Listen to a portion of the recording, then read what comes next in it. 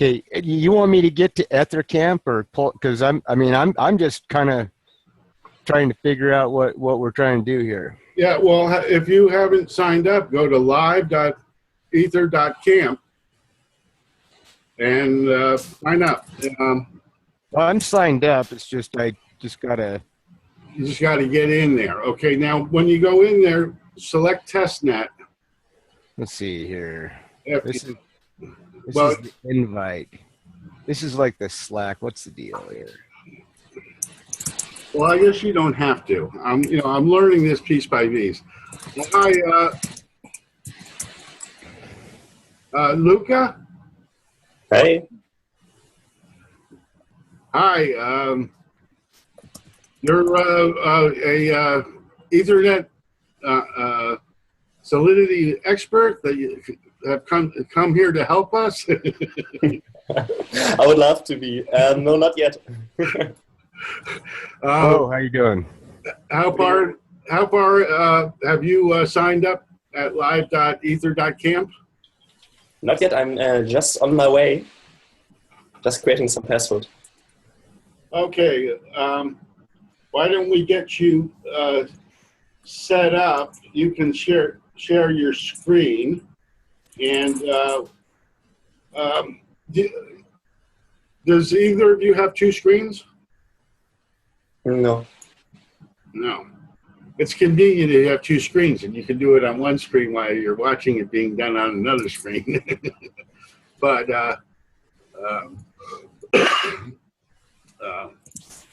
so we'll get you set up, and Brent and I can get him.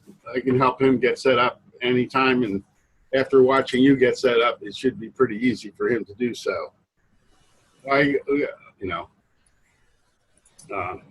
Since you're going from scratch, we can get everything done in one shot. Oh, wait, I will just get a second screen for a moment. Oh, no, you don't. That's all right. On my way. Yeah. No.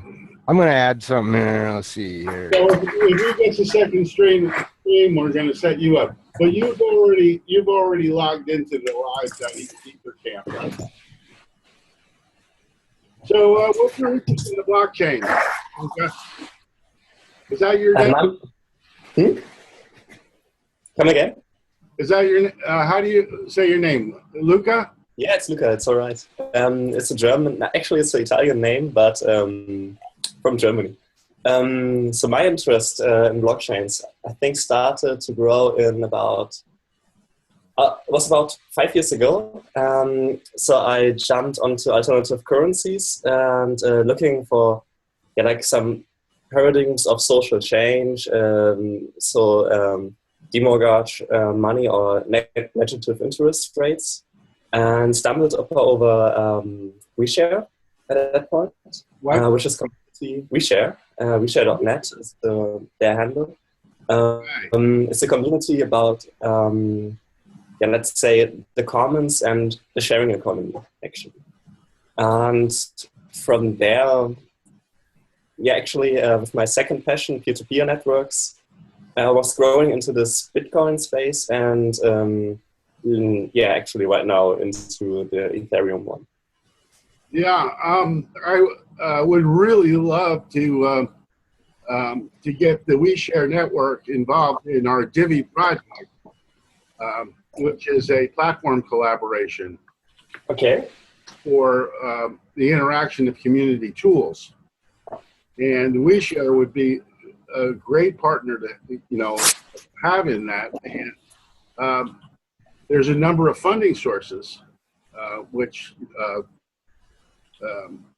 you could benefit. If we, assuming we get funding, we can you could benefit from. And we have a sort of commitment from Scenario. I don't know if you're familiar with Scenario, which is awesome. Maybe we'll go into it a little bit, but they have a currency AMPS, which trades on a number of exchanges, and they have the intention of providing amps for supporting their community, and I'm a community leader in Scenario. So we have the opportunity to get paid in amps for developing the things for our communities. And we can, of course, sell them or keep them if we're,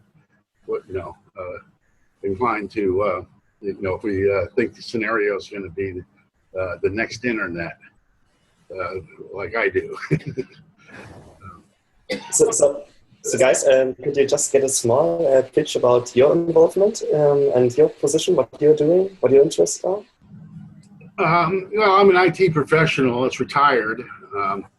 25 years research in group systems at New Jersey Institute of Technology, followed by 10 years of consulting in fintech, the Beast, and a couple other places. And then the last 5 years, before I retired, is been doing biometric engineering and multi-factor, multimodal authentication at AT&T Labs. I started with the 25 years R&D and group systems and collective intelligence is what is still my passion. And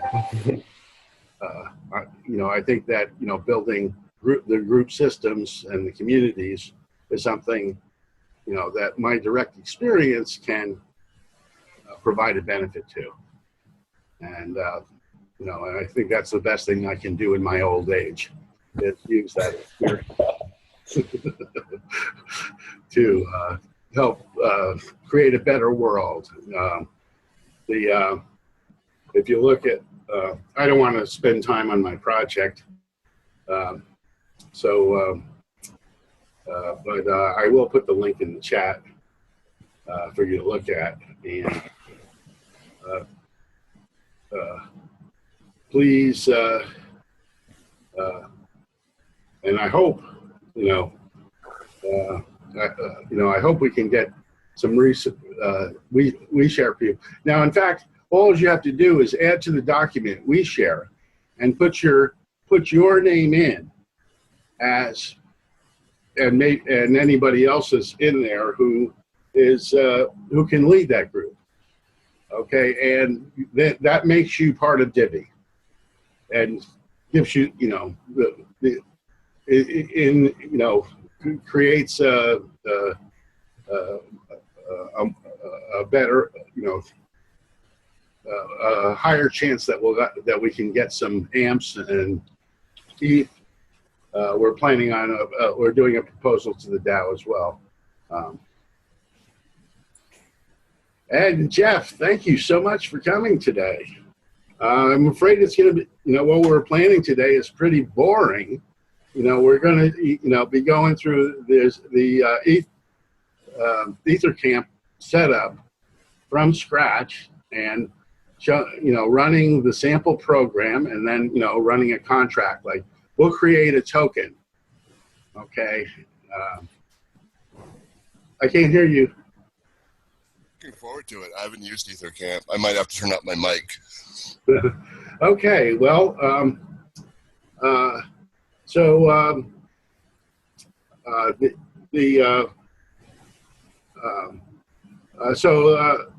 Luca, you have two screens set up right now, right? Yep, I do. Okay, so that means that Brent is the guinea pig, and he's going to share his screen, and we're going to get him running, and you and Jeff can follow along and get yourself set up. Jim, I'm still on my first cup out here, and the problem I'm having, I'm fumbling around with the password stuff on the side. Let me get into EtherCamp. I'm just fumbling at the moment, even getting in there. I should have got up another half hour earlier, but okay. We'll just do it with Luca, and it's still good to have a second screen when you're in a Hangout, because then you can look at more than, you can click on links from the chat and such while you're in the Hangout. So Luca, share your screen. We start at live.ether.camp and sign up. Did you do?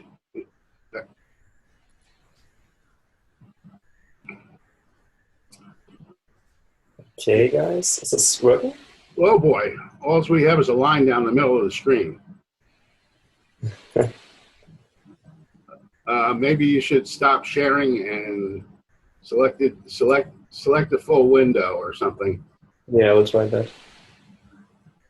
Okay. Is that better? Oops. Yes. Okay. Welcome. It's pretty small. I can. Okay, so you signed up. You signed up and clicked on the icon for EtherCamp already. Did you? Mm-hmm. So Jeff should go to the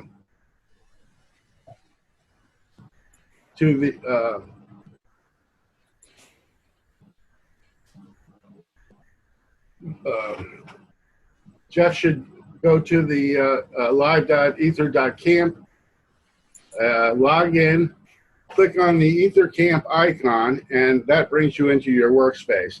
You're familiar with Cloud9, Jeff? That's good, because I don't have much experience with Cloud9. Okay, so here you can see in your workspace here, you have an example project there, which you can open up. There's folders in the left column. Example project.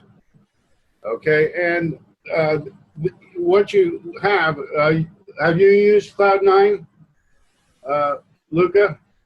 No, not yet. Well, basically, this is Cloud9 on steroids, because it has Ethereum support built in. And it's, from what I've heard, people that have tried a lot of different Ethernet programming environments, they really like EtherCamp, or at least a few people do. And it looks pretty, it's a lot to learn. Now, of course, you do have command line experience. With Cloud9, you get your own Linux server, okay? And you have a command line at the bottom, okay? And if you change your directory into the example project, yeah, and Brent would notice that he typed EX and then tab, so that it filled out the whole thing, made it easier for him to type. And if you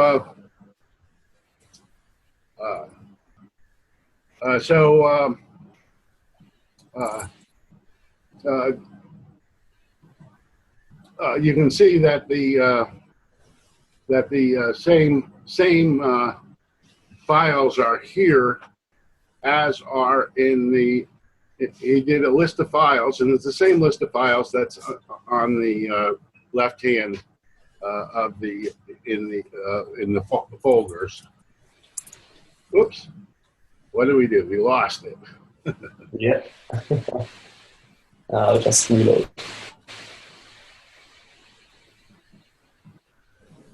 Everything as you left it. Isn't that sweet? I wonder why it's taking so long. So, everybody has here has experience with command line. Good. Brent. Yeah, I mean, I have been dinking around a couple years with Linux. I am no expert. Certainly is challenging.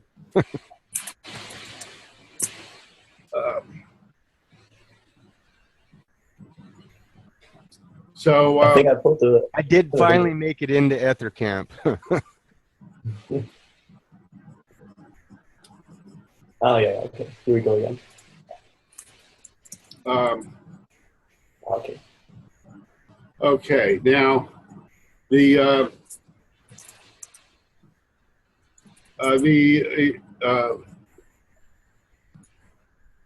manual for EtherCamp is I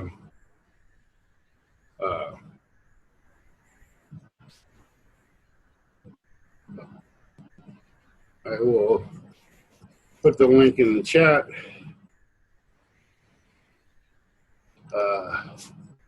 And I will save the chat at the YouTube page so that people can access it. And most of the information is here.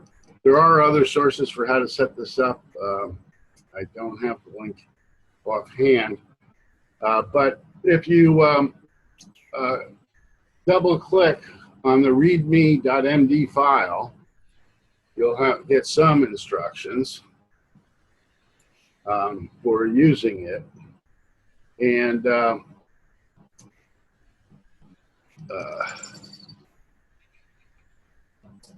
it doesn't tell you to change your directory into the example project here, which is we already did.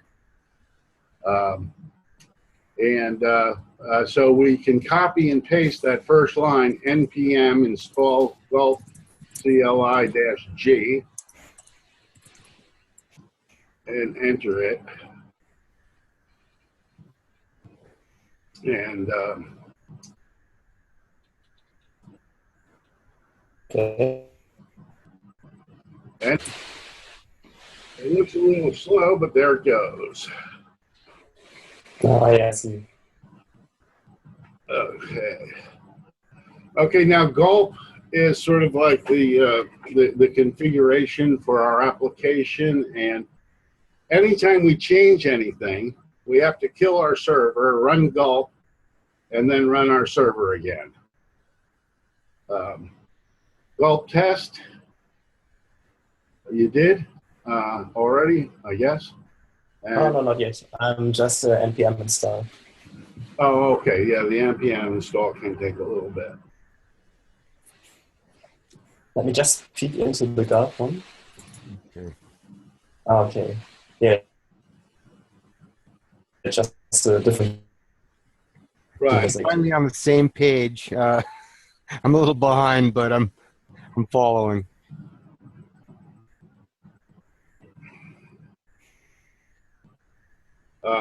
Well, we can give you a chance to catch up.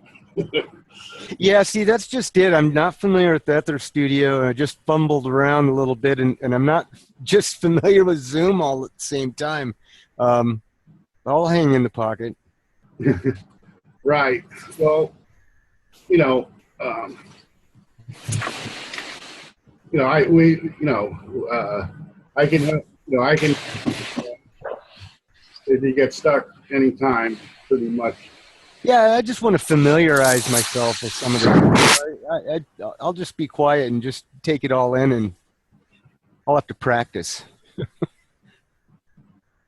Okay, so I guess we don't have to run gulp test. We can run gulp test. Yeah, I think the mock-off.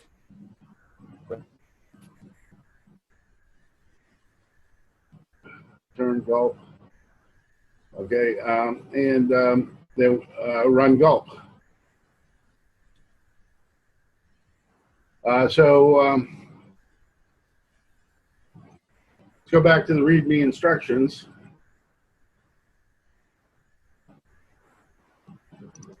And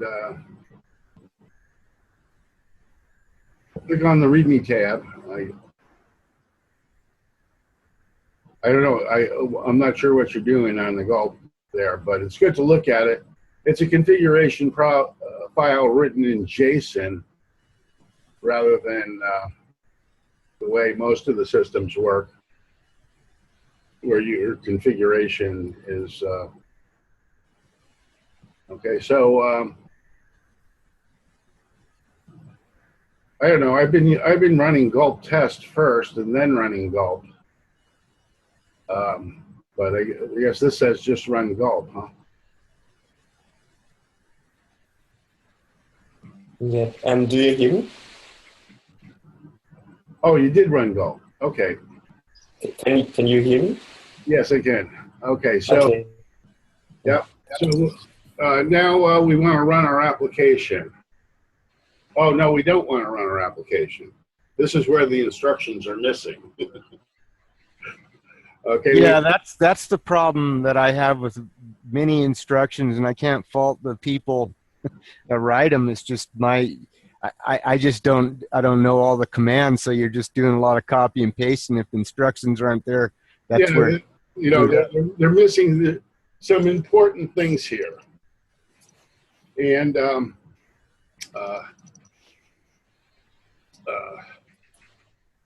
but what you need to do at this point is run all your contracts up in the top middle. Okay.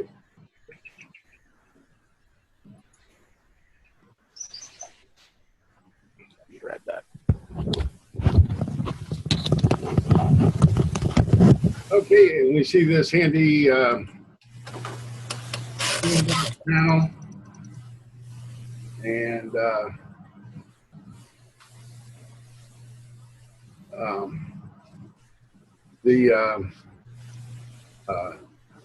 where we need to go is into web. We open the web directory on the right, and we go into source. Okay, and he knows. We go into app.js. Okay, and app.js has a number of issues. One thing is we need to replace on line 21 the sandbox ID, which we get from the top of our sandbox panel. Okay, it's done. Okay, and then where it says window location host name, you want to change that to what's in your URL at the top of the screen, luca.by.ether.camp. Okay. In single quotes.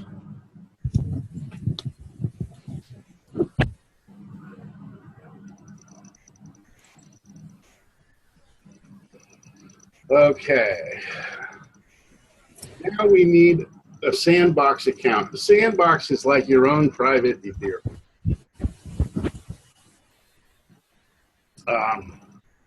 And we need to know accounts. Now there's sort of a genesis for the sandbox, which is defined in the ethereum.json file. So we double click on the ethereum.json file, and we pick one of these accounts, and we go back and put that in the app.js.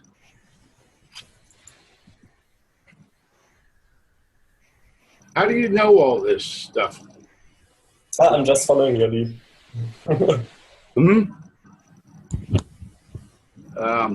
And let's see, what else do we have to do? Oh yeah, Luca.ether.camp sandbox ID. Contract ID. Okay, now if we look at in our sandbox, we can see contract, and there's an ID there, and we copy that and paste that into the contract ID. Okay, and now we save that. Actually, both of them were already the right ones. I didn't need to change anything. What? Both of them, the default account and also the contract ID, the hash was already the same, already the right one. Wow. So perhaps they made some improvements. So what does that mean, Luca? Do you mean the right one as in the ones on the right of the screen? Yeah. So I could copy them, but I replaced the correct one. So with the copy one and the replaced one were the same. So you're saying? Well, the right of the screen is only showing you what was pasted into the center. It's like the side of the Mist wallet when you go ahead and paste your contract in the Mist. It's like the same thing, I believe. Right, and this is what they call the ABI, and I'm not quite sure what that means, but you'll see that. The ABI, that's the application binary interface. And this is like, yes, it's this part. And this is, let's say, a list or some array of all the different, variables, constants, the different functions, and how they are able to be executed or accessed in the contract, because the contract itself is just byte code. And so this ABI is giving you like an interface for anything that wants to relate with the contract. Well, I'll have to meditate on that. I'm actually not quite sure about the internals. Yeah. I really don't know. Okay. Well, let's, the thing is, what we're, this is Ethereum for dummies. Okay. We just learned to copy and paste mostly. We don't need to know the internals, or maybe we do. I don't know. We learn little by little. Okay. So now that we changed the file, we have to save it, which can be Control S or File Save, I guess. Okay, done. And we see all changes saved, which is good. But now we have to run gulp again in our. Let's get it up. Go to Bash and gulp again.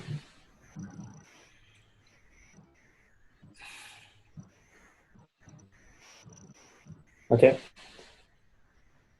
Okay, and now we for some reason I'm not getting the last line of your screen. I have to get this zoom out of full screen in order to see the very bottom. So I'll just make it big. Actually, this is pretty nice out of full screen. Oh, I see. I got this. It's still not showing. If I reshape the screen, there I can see the bottom. Okay. So now we need to go back to our README file and make sure we've done everything. See where we were. And now we want to go to the web directory.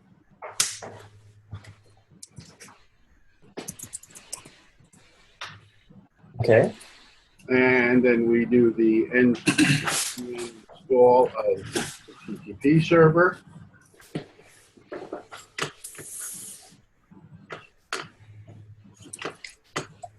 And now we run the HTTP server. Okay, now these addresses here show localhost, which is what you would, the 127.0.0.1, which is what you would use on your local machine if you were running this on your local machine. But we're running it up at lookup.by.ether.camp. So we want to go to, in another browser tab, we want to go to port 8080. Okay. We can type hello world in there or whatever we want.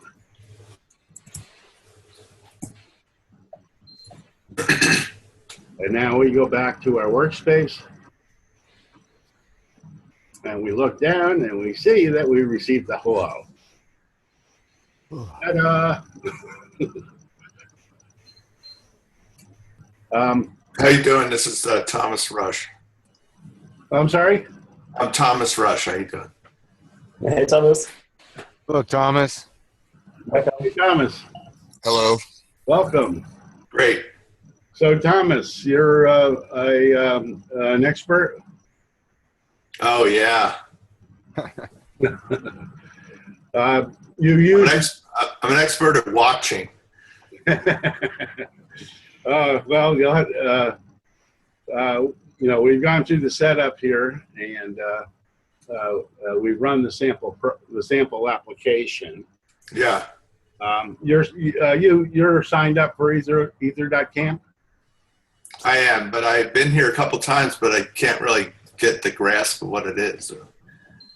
With the whole studio? Yeah, it's very unintuitive, I guess. I got I don't know, I've just been in Slack for a while, and I got the information to test it out, like in the beta, and it just was just over the top for me. It's I can see how it all comes together. I see what Jim's doing. I'm glad I'm watching, but it didn't, opening the box, I just couldn't figure it out. There's no explanation, which is fine, but you just got to get into it. Yeah, that's what I'm here trying to do. Right. Jim, okay, so let me share my screen now. Oh, wait a second. Let's see what else we can show you.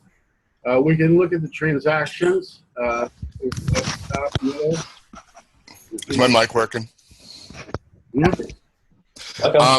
I'm having trouble following that README, mainly because the first command is npm install, and npm is not installed yet. I have to install Node.js for that to even be there, don't I?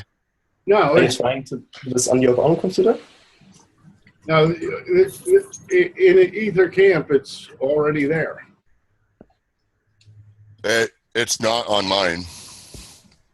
Are you sure you're typing npm instead of? Yeah, there's no Node package manager on my machine because it's a blank machine when I start it up. It's a blank VM, I believe. It might have the packages over here on the right might be there, but when I try to go to npm install, it does nothing. But I'm familiar with how to install npm, and then I've gotten past that step by doing that. That's funny because it seems like depending on what day you sign up, you get a different version. That might be true because I was in the beta. Different things are missing. Okay. When I ran, Browserify was missing, and I had to. That makes sense. And actually, I've had to install a fair amount of stuff, but usually it's pretty. I did have npm. Do you need anything else? I'll give you a call. Thank you. Okay, we see our server. We can see our server login. Now,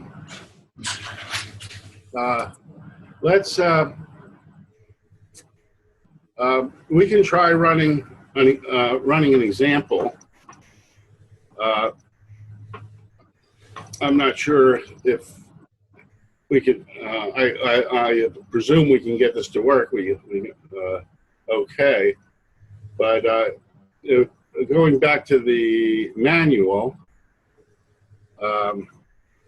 I see the sample wallet app, which we will attempt to run. And that's not one I've run before successfully, but if we have problems, we can always switch to a token. And well, actually, we were going to build tokens. So why? Can I ask a question before you go on? Do you mind? Sure. No, go ahead. So these files under workspace, example project, and all this hierarchy of files and so forth. Maybe you covered this earlier. I'm sure you did, but that was created by you, or by creating a project from the file menu, or what? These were all there when we signed up. The example project was already loaded. Okay. When we first came into EtherCamp. Okay, and then are you running on the test network or a individual network of your own, or Yeah, this is the sandbox. We're running in the sandbox. That's our So own, it's your private world. our private world, right? Okay. All right. That's all I really wanted to ask. Okay, now you can share the workspace and make it so that you're working with other people in the same sandbox. So I could join your sand. Right, you could join this sandbox if he makes it public. Okay, if he clicks on his icon on the top row, there's an option to make it public. He doesn't have his picture on there, but in the top row, almost all the way to the right, is a person icon. Okay. Yeah. And that's where I think it's just above there. Let me see. Where is it on mine? Oh yeah, it's on the. It's that purple thing, purple circle.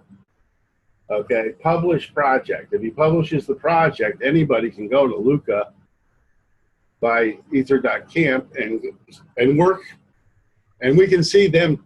They can type also. Oh, that's great. Okay, I got you. We work together. They can work together, right? Yeah. I'm sorry to interrupt. Go ahead. So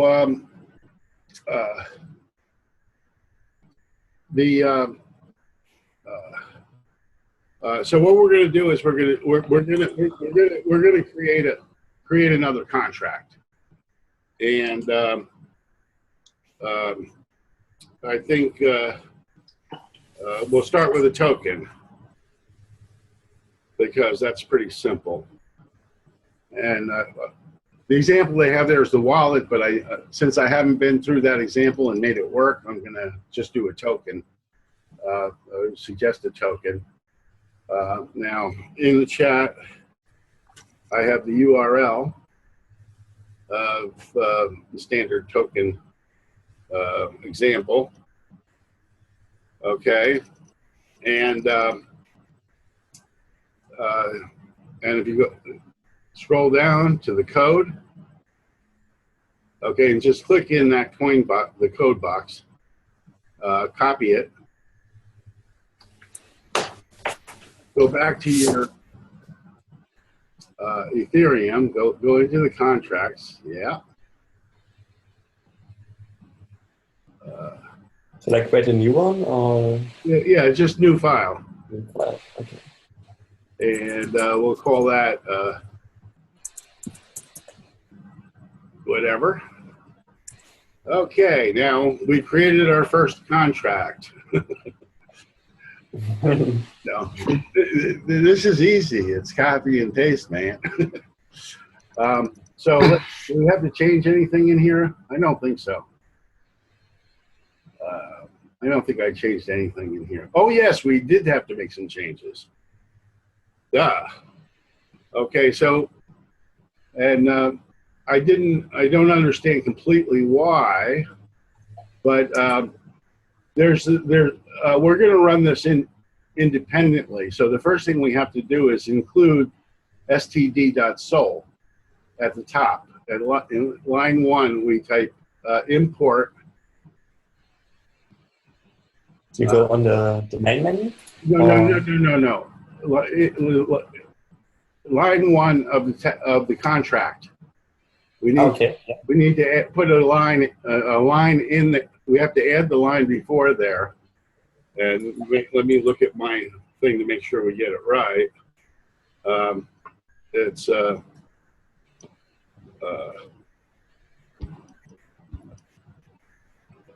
import space quote std.sol. Oh, sorry, come again. Import? Cool. Import, yeah, std.sol. It's the file below this file in our directory. STD. Oh, okay.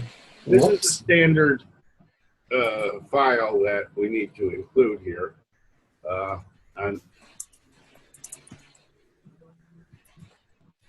Okay. And where it says contract token receipt, right after token receipt, we have to make it is abstract because it will fail. You can see. This one? That's correct. Are we missing a semicolon over here, or is this okay like this? Yeah, semicolon. Great. Can you, I'm sorry, Jim, can you just push this down one where it says function on token is abstract and then function? Token, yeah, just make function go to its own line so I can see the whole line.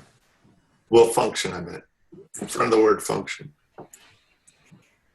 Yeah. The reason this has to be abstract is because there's no code for that function.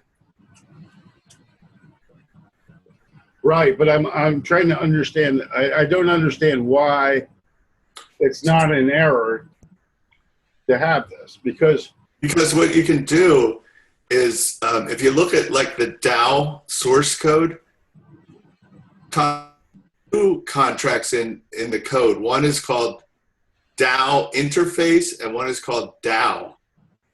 And DAO is a child.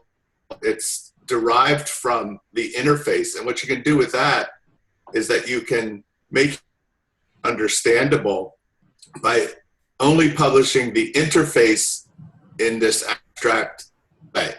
And then people can code by reading the function names. And they don't have to wade through all the code. And another reason why that's good is because you can have people interact with the abstract interface, and then behind code can potentially without disrupting their interface consistent. And you can change the way the code works behind the interface. yeah, I think that So that's why this first thing. Interfaces are very important. I think for what we're trying to do with Divvy is we're trying to get interoperable contracts that might have different implementations, but we want to have the same. We want all the communities to use the same interface. Right. So you might publish broadly an abstract interface, and then the code behind would be derived from the interface so that to the public it behaves in the same way, but behind it does what it does. Right. Each community can do it their own way. Right. And I think the proposals in the DAO are like that. Yeah. Yeah. I got so much to learn. I mean, with 50 years of experience, it's like starting over again. Right. But I am familiar with most of the concepts. I do have a degree in computer science and such. But, yeah, I have a question. Where did you guys get that is abstract? I mean, what was that in the instruction, or how did you know to put that in the lines there? Well, I had an error and I asked for help, and they said put in is abstract. Okay. This is what this is about. This is about collaborative programming. That's what we're here for. Help each other. I should have. In my announcement today, I gave it the proper name. For dummies by dummies. Of course, we got some non-dummies today, and that's wonderful. Hey, I'm just a beginner with this stuff. I mean, I'm just trying to learn how the editor works and stuff. So, okay. So, did we save this? We have to save this file now. Okay. Now let's stop our sandbox, and let's do the pull down menu, and we say run active contract. Now this is the open tab. Okay, and there we go. My token. Okay, the initial supply give yourself, you know, like 20 million or something. I don't know. Okay, the token name. Jim. What do you want to call your money? Jim. Call it Luca coin. Okay. That's perfect like this. I don't know if yeah, I guess an apostrophe should be okay though, right? And this is an 8-digit for display, really. You know, how many digits do you want to show of the decimal, beyond the decimal point or whatever? So it would be 1,000.0000000 with 8 zeros after it. And then we have the token symbol, which is the J, and then we can submit this. Okay, and we have it. And now we can do a new transaction. I think we do a new transaction. Hit new. No, cancel. Oh, geez. Don't tell me I forgot how to.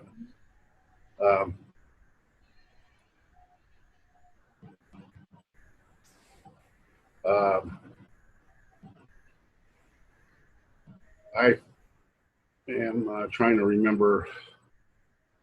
I just did this 5 minutes before the thing. How do I?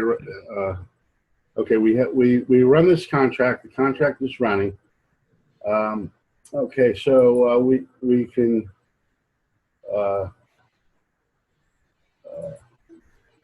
We just go to the sandbox window and over. It's off the edge there. We click on the name of the contract. Can you? We can't see the all the way out. We can't see it all the way to the right of your screen. But if you go all the way over to the right, you can see it has my token. Okay, well, we didn't change the name of the token in the file. Now, if we do that, we have to change the contract name to Jim token, and we have to change the function to Jim token, but we don't have to. We'll just leave it. That's your transaction that you just did there? That's the transaction? No, here we go. That's the contract, which is now running in our sandbox. We started, so the contract is live. Is there multiple contracts running or something? Just this instance. This instance is running under this hash. Okay. All right. Okay. Yeah. Yeah. Why don't let's look at before we run this, close this. Let's just look at the code and see what we have. Sure. Okay, we have my token, and we can see that it has a number of fields in it. A name, a symbol, number of decimal points, total supply. Now you can see that the things that aren't defined here, it asked us for when we started the contract, because the contract needs these values in order to run. So it gave us a form where we filled in these values. Okay. Yeah, the token contract's pretty much a template. Right. And if we look at the function my token, that runs when the contract starts. Okay, because it has the same name as the contract. So this is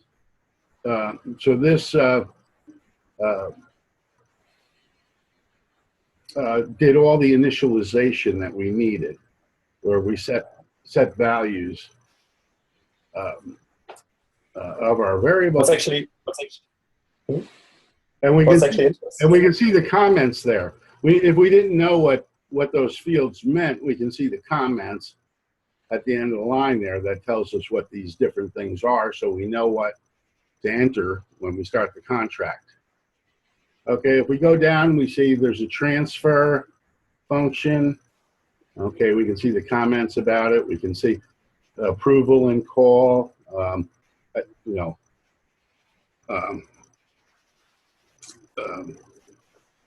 We can just scroll down and see what all the different functions are, and how they do. It's like a transfer is going to take a balance and move it from one account to another, whatever. Yeah,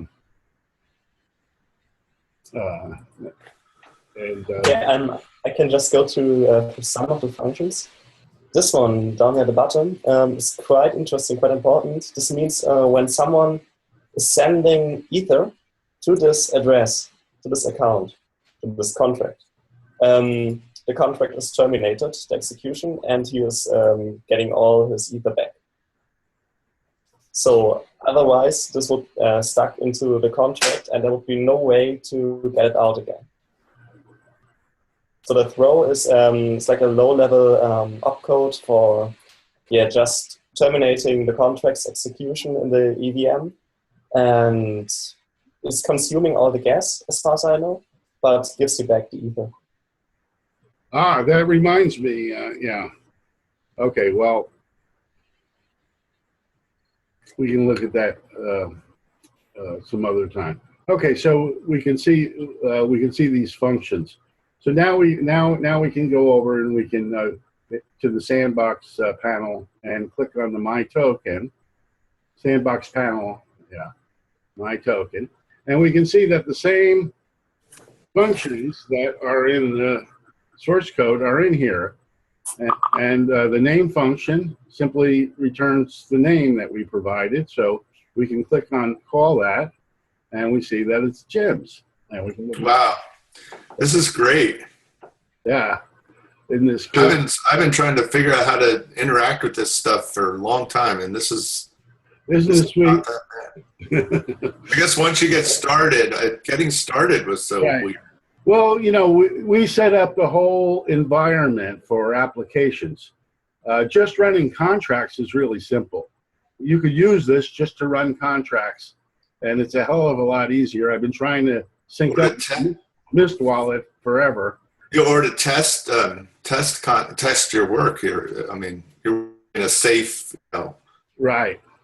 Yeah, it's good. Awesome. If I just find something out, there's this one convenient thing in Solidity is as soon as you state this public, what is it, modifier, I think, for the variables, like right now, the name you see has a string public over here. The public is creating accessor or accessor functions, so like getter functions, and this is what we are calling. So actually, you don't call like the variable, but you call the name of the function, with brackets behind it. So is that how in Mist, if you wanted these certain things to show up in Mist under the contract, then you would make them public, and if not, they wouldn't show up? Is that? I'm not sure, but I think it just means that attribute can be seen outside of the contract. It's not only within the contract itself. So in Mist, in the Mist browser, you can watch contracts, and then it shows all these different things. I've created a contract, but none of those things show. Is that because I didn't have public or something? Well, you may not have added your token watching interface, the JSON watcher interface. No, the contract shows up. I did add that. And yeah. In Mist. So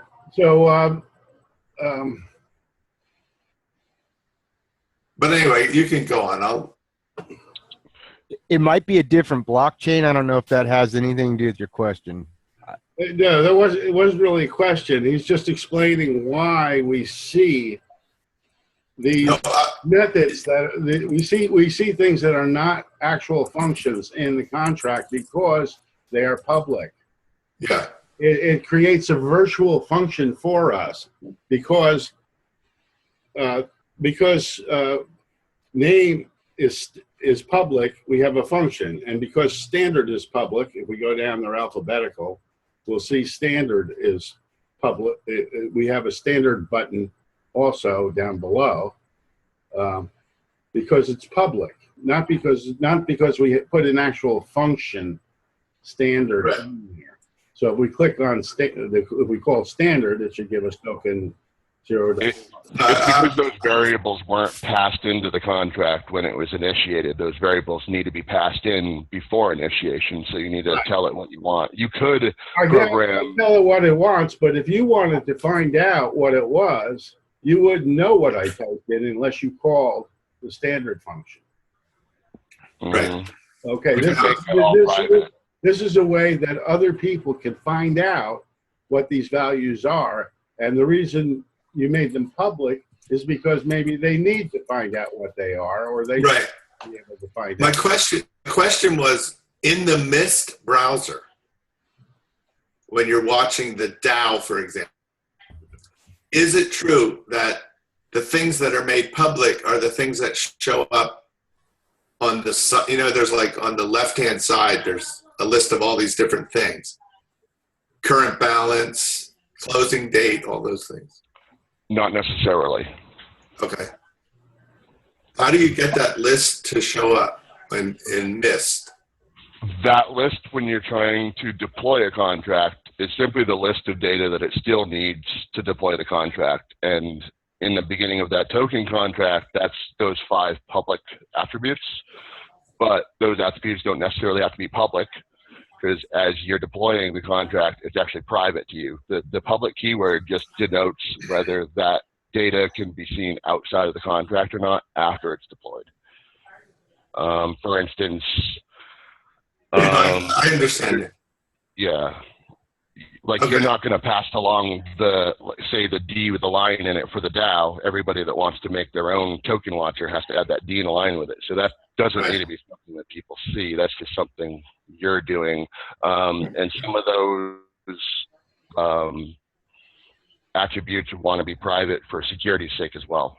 But you might make them public because you might have another contract that needs to interact with that data. So it might be public so that it can talk to your other contract. I don't know. I might be talking in circles, but I got you. But you never actually let anybody know what that public data is in any way, shape, or form. I'm missing something here. I mean, anybody can call the accessor function, right? If they know what it is. If you publicize how to do that, yes. No, here's my question now. Here's my question. If you choose to make it public, then it's going to show up in the Mist browser. Yeah. That's a question. Oh, question. I'm asking that. Is that true? Well, according to what it says here, it should be. Yeah, because I want to show, I want to expose certain things Mist browser and not others. So is that how I control what shows? Correct. That's what it says here, and we can certainly test that. Well, we can't because I've been trying to synchronize my Mist browser for 3 days now. Oh, really? Yeah. And I think if you're following the DAO, it's really hard to keep the Mist browser synced. Mine syncs all the time. I mean, I kind of never. Are you following the DAO? Yeah, but I never Mist browser, so maybe that's why. I had to scale down to the 05 or whatever. Yeah, no. In the Mist browser, if you're following the DAO in the Mist browser, there's so much activity or whatever that it makes it possible. Makes it almost impossible to sync. Yeah, every block that gets mined into the chain, your machine has to update 80,000 transactions of DAO token holders now. Yeah, I do. Yeah. So I guess it only syncs the contracts that you're following, or whatever. I don't know, but in any, that's the word is that that kills the browser if you follow the DAO. Yeah, that kind of answers your question too. I think it was Thomas that was asking that the ABI that we actually had to copy from somewhere and go paste over into our contract watcher is exactly what you'd be releasing to your Mist users so that they could access those whatever you Oh, want. I understand now. Oh, okay. And then at that point, is that just the watch contract function? I think so. I don't remember. I think it's watch. Is that They call it, yeah, they call it read from contract. read from contract? Okay. Yeah. Oh, so that's through the ABI. I got you. Okay. And you can actually change it. All right, I'm sorry. Go on.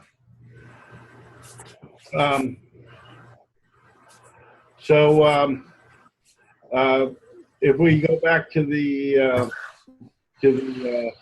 workspace,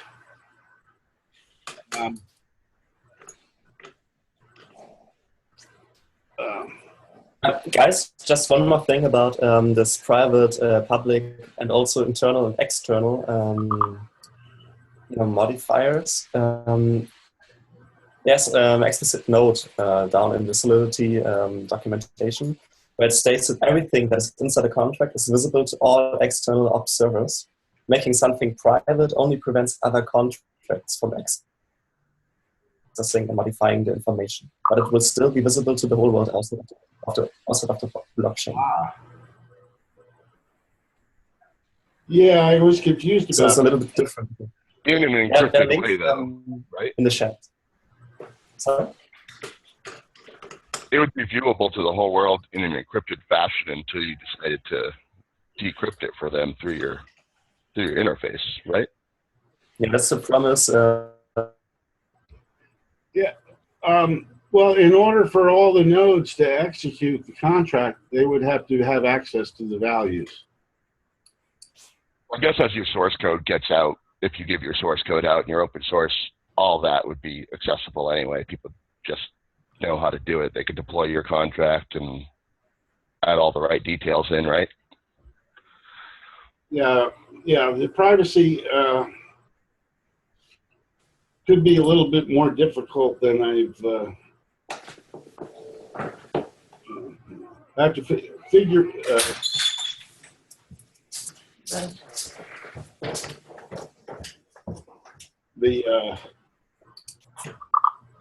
guess, if you kept the values encrypted and had like private functions to decrypt it.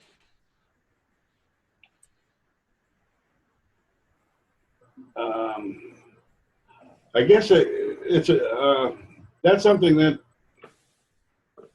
I'm going to have to figure out for a lot of purposes in terms of keeping privacy is going to be difficult. Maybe someday we can get someone who's an expert on privacy and contracts on board. Okay, so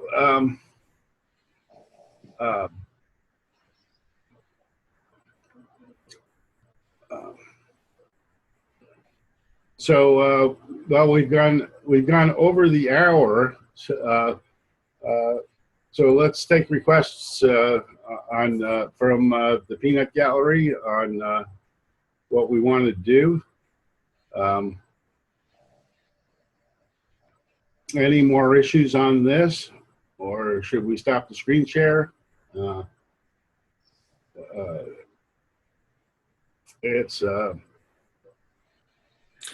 have a suggestion. Next time we meet, I'm really interested in like how we might join in a. You were saying earlier that this is running in a sandbox, but that you can share the sandbox. So maybe we could try to do that and see how maybe we can interact with each other through the contract that's moving further ahead or something, or okay. Even with this simple token thing, maybe we could like buy each other's tokens or something. That would be really cool. I'm down. I have no idea. Yeah, I have to go back and spend time and like I guess make my own account on here and. Well, let's go over that real quick. Okay, sandbox accounts. Okay. Okay, the sandbox accounts are in the ethereum.json file. Okay, the ethereum.json file is what sort of is the genesis for your sandbox.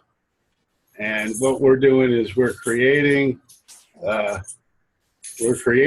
accounts and gas and everything for our Ethereum blockchain. Okay. That answered my question. I was like, how is this all getting mined into the network? Okay, that's great. So it's just like pre-mined. Right. Yeah, that makes things simple. And there seems to be some problem. I couldn't figure out. You can say send contracts to networks up there. Yeah. Okay, and you can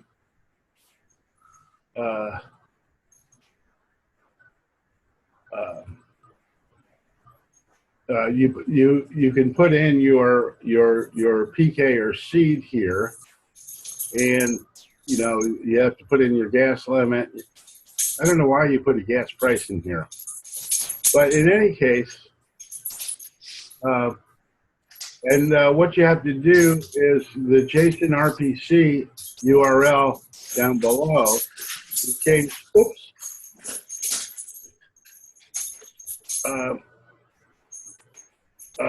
We changed that to test from Frontier. Okay, and then we can get. Okay, but you probably don't have any Ether, so hit send.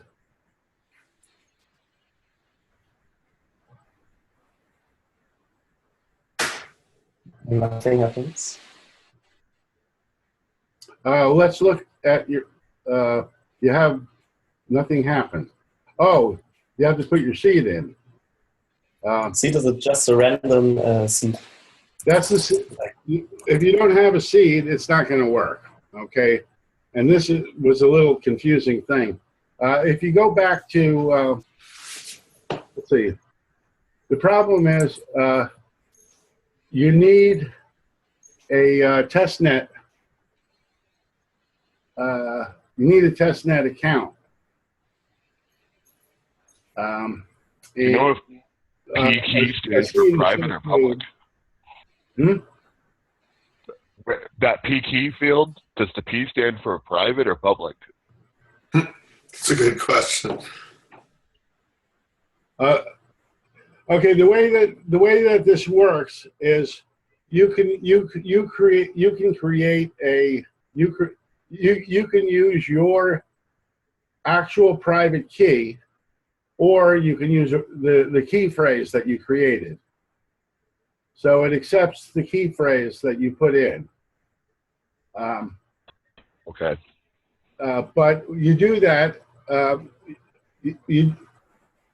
I know how to do that at live.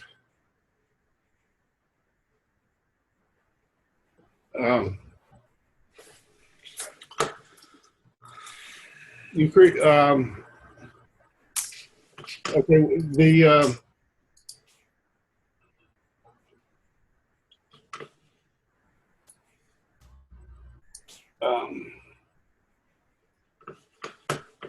So you can get free Ether on testnet from the test.ether.camp. Go to test.ether.camp and see if we can figure it out.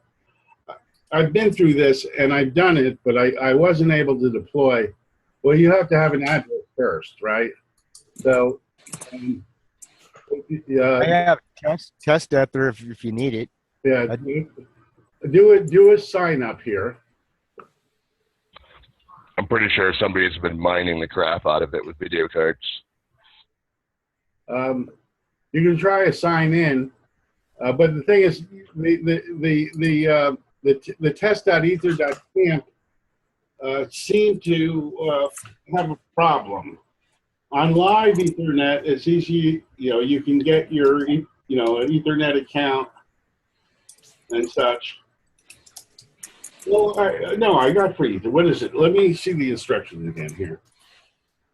Okay. So it says, what does it say?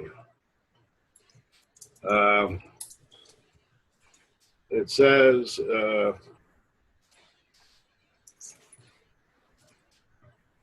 In a new browser, visit live.ether.camp.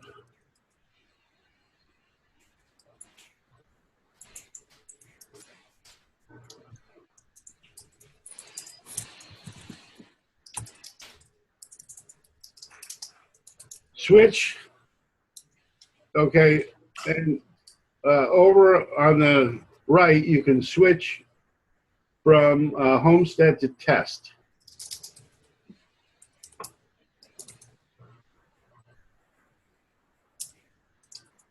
But I think you have to. I think you have to sign in or.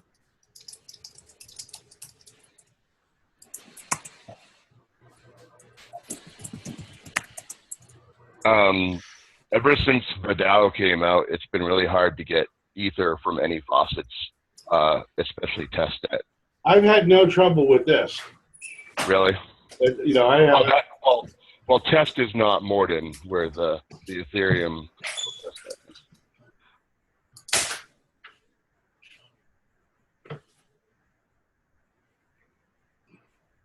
That third selection, Morden, is the official Ethereum testnet that Mist wallet uses.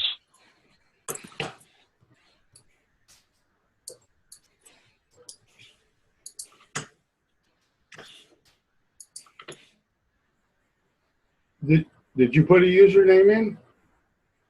Yes, I did. Just trying once more. You may have to sign up for tests separately. I had an issue with that. Is every time I switch to test, it says I haven't verified my email, and I never got a message to be able to verify it for test. So it looks like it's a separate account for test. Yeah, it looks like that.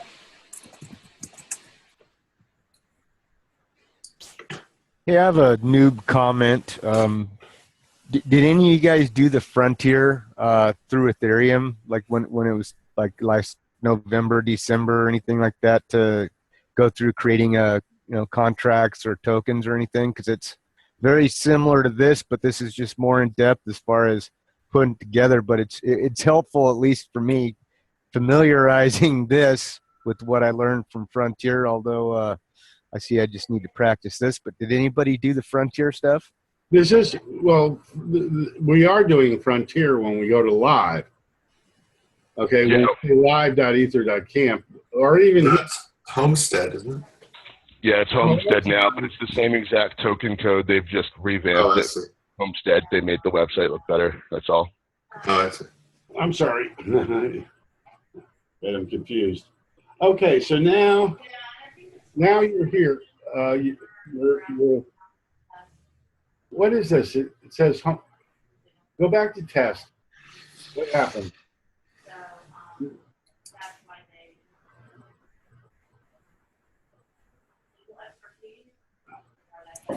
Can you sign in? When you sign in to test, it brings you back to live? Oh, no.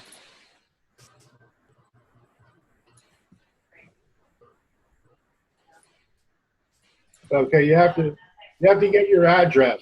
So you click on your. That's working for some reason. Where did you get that address from? And that's from my testnet Mist wallet. Your testnet Mist wallet. Speaking of Mist, I find it very simple to learn the Solidity in Mist more than anything, because it throws your fields up on the right literally in real time as you type it into the interface there in the Mist wallet. This really seems complicated for me, but it seems like it does a lot of work for you too, that I kind of like, because I'm not going to say I'm a awesome Solidity coder or anything like that, but I hate having to go find those long strings of numbers and try to keep track of what each of them is for, and then try to get them into my contracts. Right. Which testnet Ether are you guys trying to get? Is this just a normal testnet, or is this a testnet that Ether.camp sets up? Good question. It's a Okay. normal testnet. Oh, sorry. Come again. If you have an address, give me an address and I'll send you some testnet ether. If it's the normal testnet, I don't know about this EtherCamp. I've never used it. Oh, no, No, I think the normal one's called Morden. So it seems to me that the EtherCamp's test is not Morden. Okay, that's what I thought. Okay. I guess. I'm just guessing. Right, because we can use Morden. Okay, if you give me an address, I'll get you some ether on one of your addresses. So.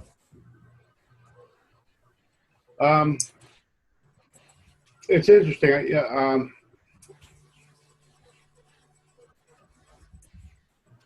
So this is the Morden testnet. If you go up to the menu and take develop and then network, it says Morden there. So see. Do you see that under network? It says Morden. Yep, the one that's selected. Yeah.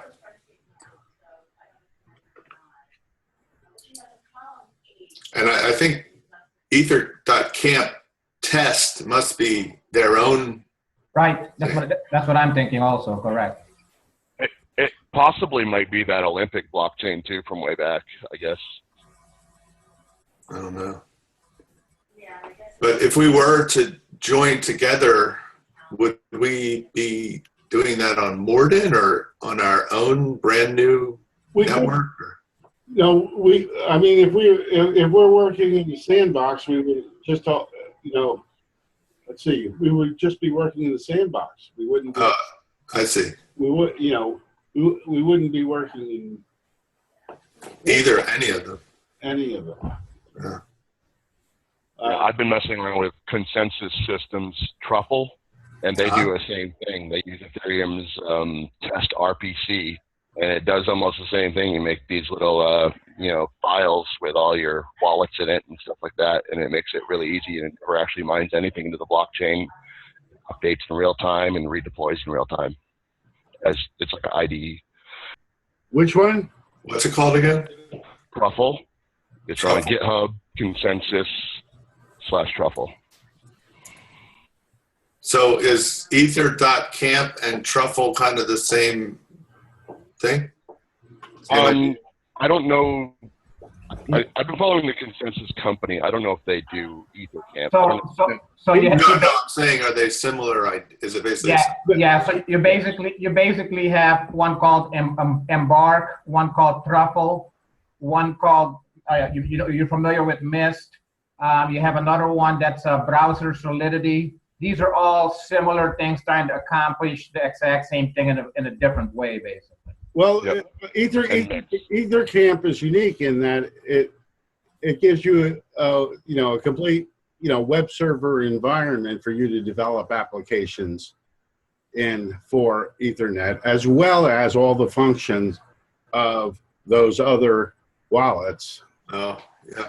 Okay, so if you want to make a web application that accesses the blockchain, then you need something besides a one of those tools for doing contracts. You may want to trust, they may be better for testing your contracts. I don't know. But this is, the EtherCamp gives you a means to create a web interface. Like the sample app, our Hello World app was just a one-line application that where you could access it from the web, and that's actually really important. I find the Solidity part not too hard, but kind of connecting it to the web is impossible. I can't figure that out at all. So that's great. Right. Well, that's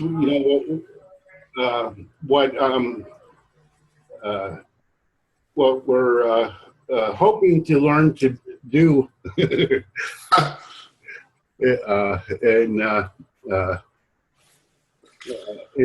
this environment, which is really good because we can help each other.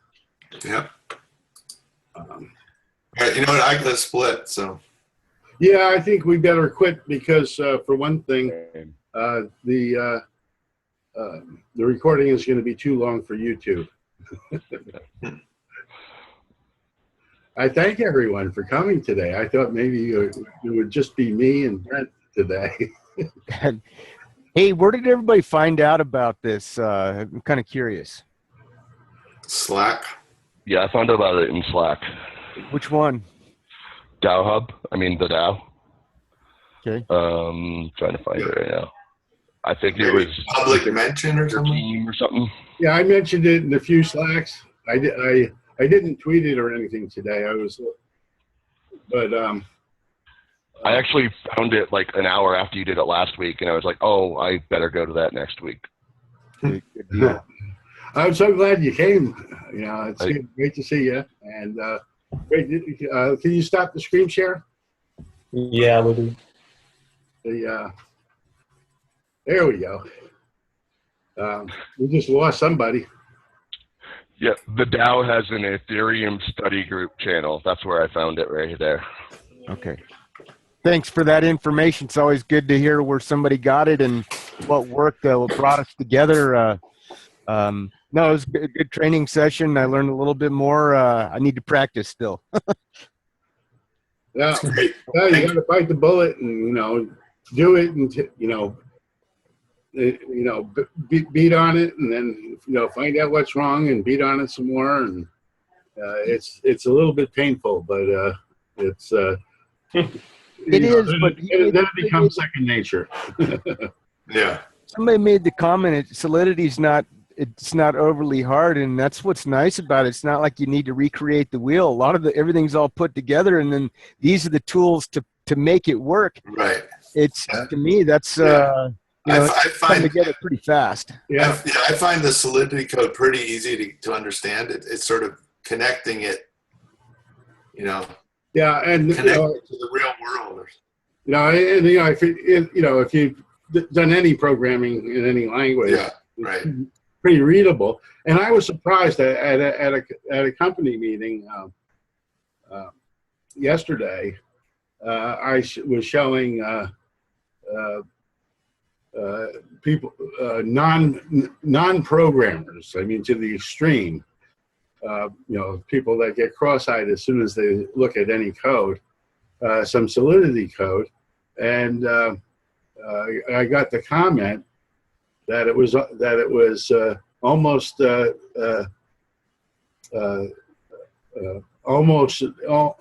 English. Yeah, it's great. If you can balance a checkbook, maybe you can learn Solidity, right?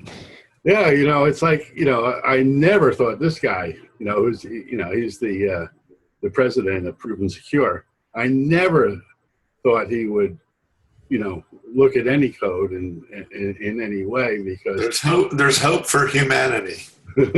Anybody familiar with Douglas Rushkoff's book Program or Be Programmed? No. Yes.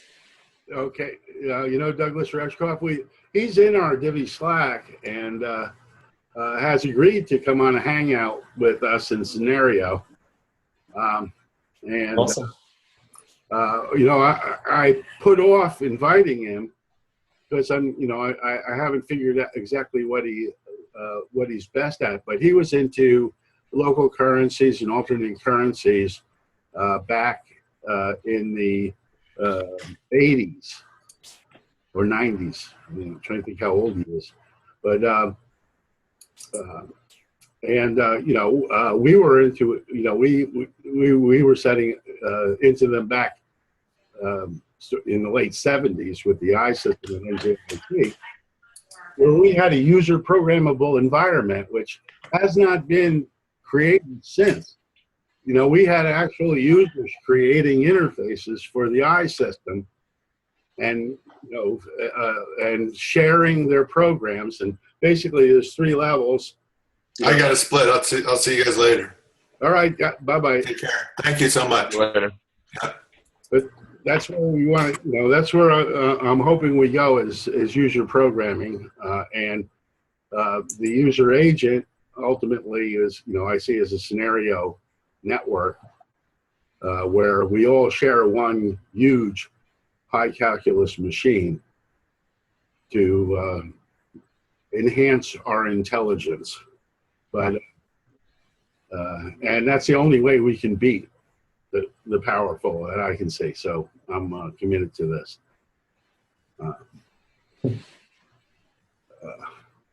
So I thank everyone for joining. And next time is Wednesday. What time is it on Wednesday? It seemed that time. Hmm? I forgot what time it Well, is. let me find out. Yeah, well, I'll definitely post it in the Slacks. You want to find out now, or should we? I'm trying to find that. There it is. Let's see here. Yeah, I got Doodle.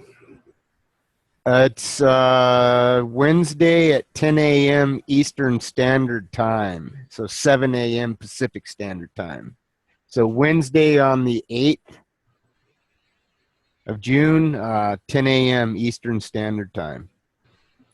All right.